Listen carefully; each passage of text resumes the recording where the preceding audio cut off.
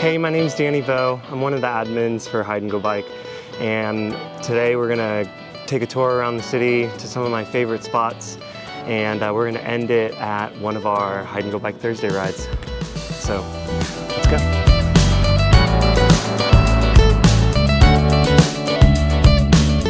I'm here with Andrea from Holey Rollers, and we're in the Paseo.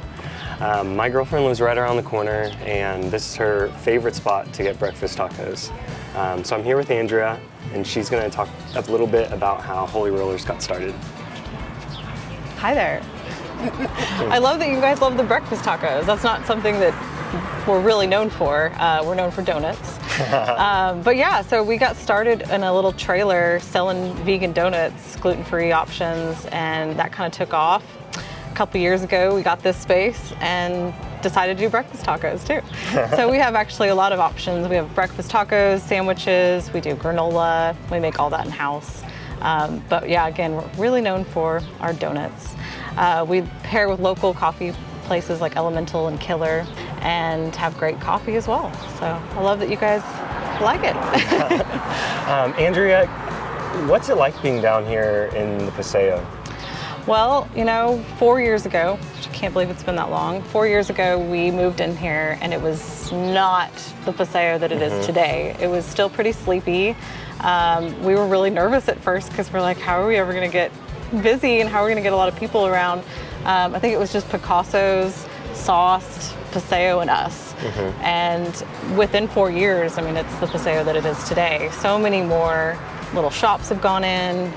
The walkability has just been like crazy. The bikeability, everyone rides their bikes. We've got like bike groups that come chill on the patio. So it's just such an incredible neighborhood to be in. Yeah. It is a Thursday afternoon and almost all the parking spots are full here in the Paseo. I know, it's crazy. Yeah, we're open Tuesday through Sunday, 8 to 3. And we sell out most days because it's just a busy area. People come from, Edmond, Norman to come get the certain specialty donuts, but then that walk by, let's check this out, I don't know what this is what's so great about this neighborhood, is we can get somebody that's shopping at Eden and say, oh, well, what's this? And they get to discover us every day. So it's pretty cool. Awesome. Yeah. And now we're gonna go to our next spot.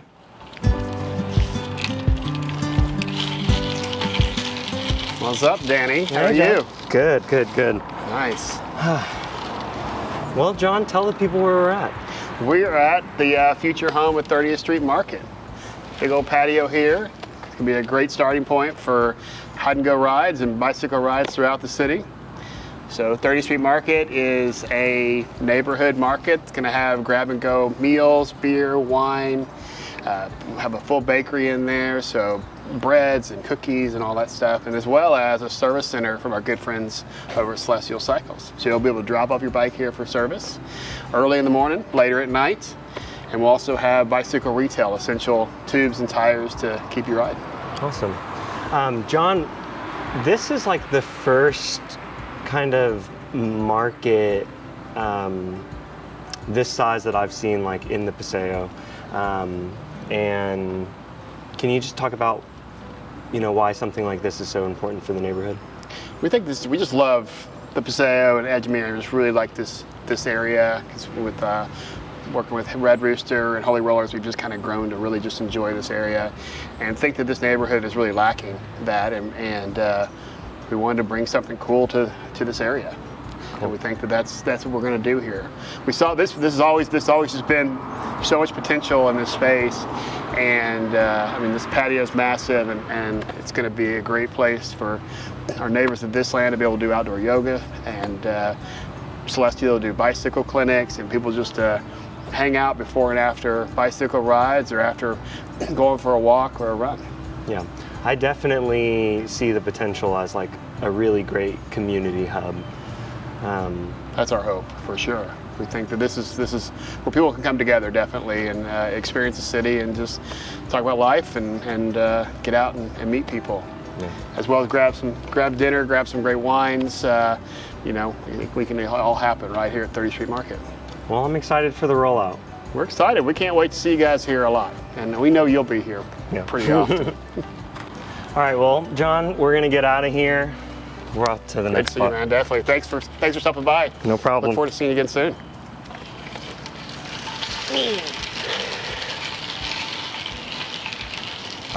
Maybe I should have rolled out the other way. And scene.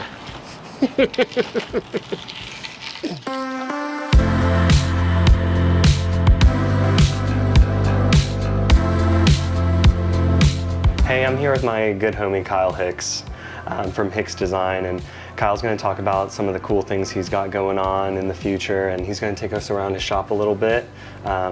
So here's Kyle. What's up? I'm Kyle Hix with Hix Design. Hix Design is 3 dudes, me, Matt, and Justice, and we've been making leather goods out of this location for about almost 6 years now. But I've been doing leather since 2005, basically started doing automotive interiors, started doing hot rod interiors, leather good like that. And then an injury kind of transitioned that into small goods, bags, wallets and things. And now we're continuing to do wallets and bags and leather goods, but we're also focusing on a new line of biking products.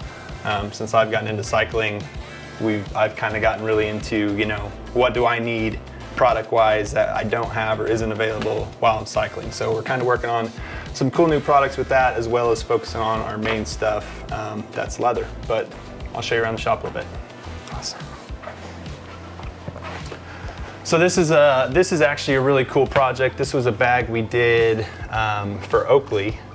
They let us use their logos. Tyson Lamb, who's a putter maker out of Texas, made all the hardware for us. And this was gonna be an artisan series that we were gonna do with Oakley and produce these ourselves.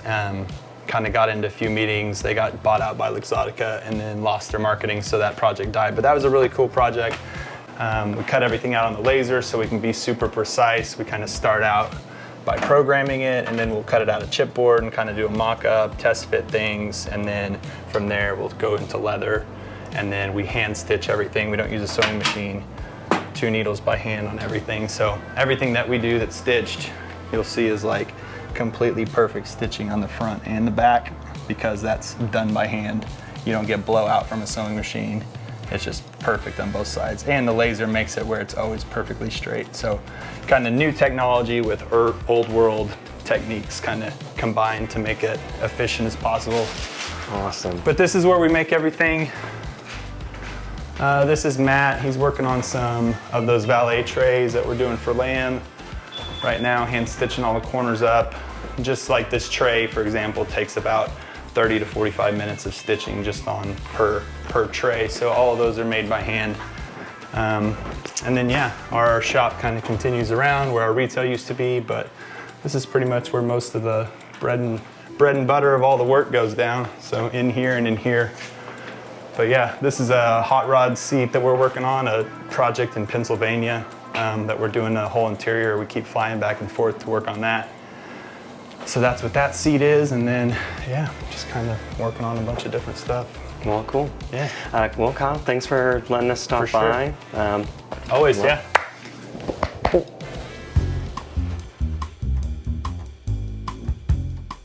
I'm here at George's Liquor, my favorite liquor store in OKC and a frequent stop for Hide and Go Bike.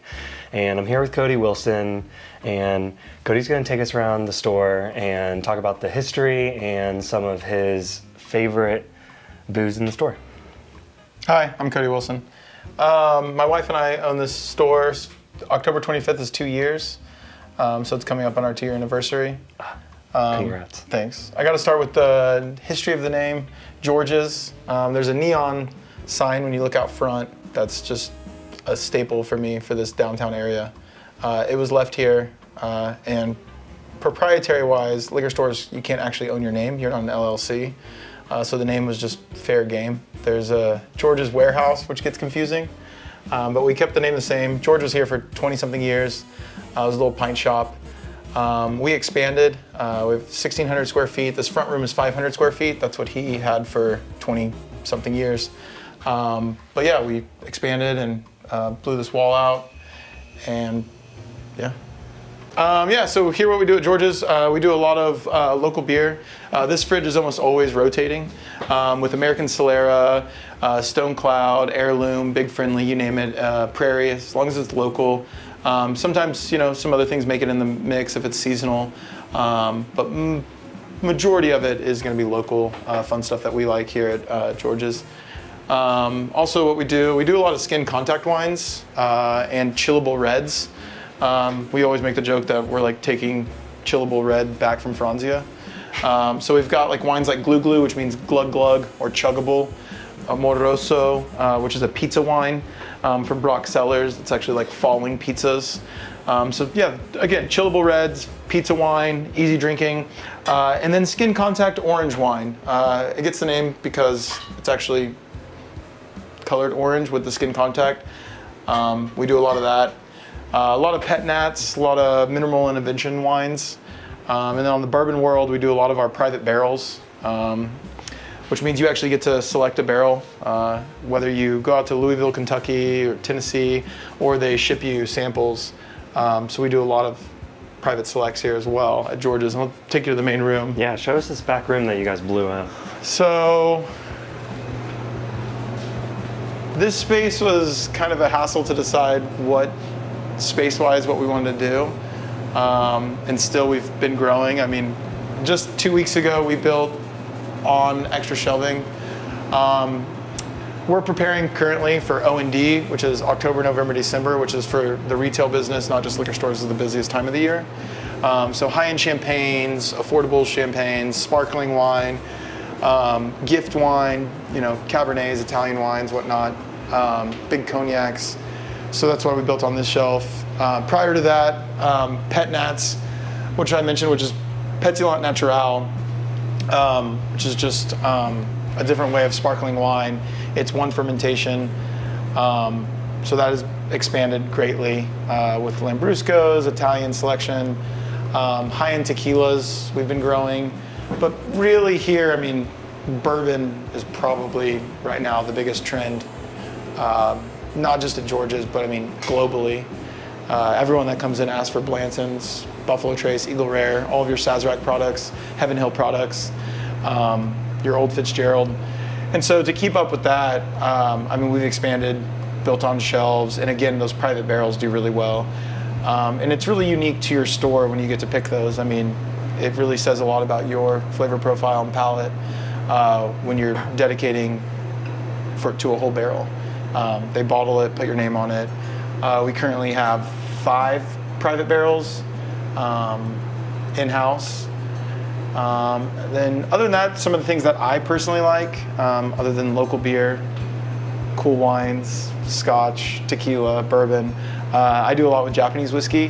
We actually did the first private Japanese barrel in Oklahoma with Kayo through Artisan Distributor, which is a local distributor as well. So it makes it that much cooler that, you know, how many Thais come to Oklahoma for such a cool thing from Japan. But yeah, we did a private barrel with a Japanese company. That was awesome. Well, Cody, thanks so much for showing us around. Thanks for your time. Yeah, one of my favorite liquor stores in OKC. Coolest internet presence, greatest staff. Oh yeah, I guess we can't finish it without talking about our Instagram. Stop by George's OKC for the most goofiest, those fun videos on Instagram, all because of Mickey Reese. But every day we post a skit, a video, music video, whatever it may be, to promote just a random item in the store. Curated, written, directed by Mickey Reese. So that's a fun thing as well that we do. Check them out.